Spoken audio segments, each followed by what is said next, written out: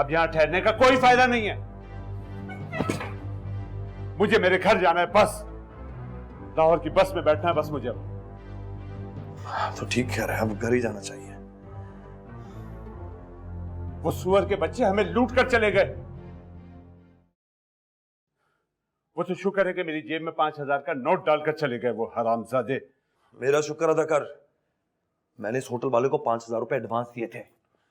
अब क्या करें ये बता मुझे। करना क्या है, अपने अपने गांव चलते बस। ठीक है, मैं तुझे लाहौर वाली बस में बिठा के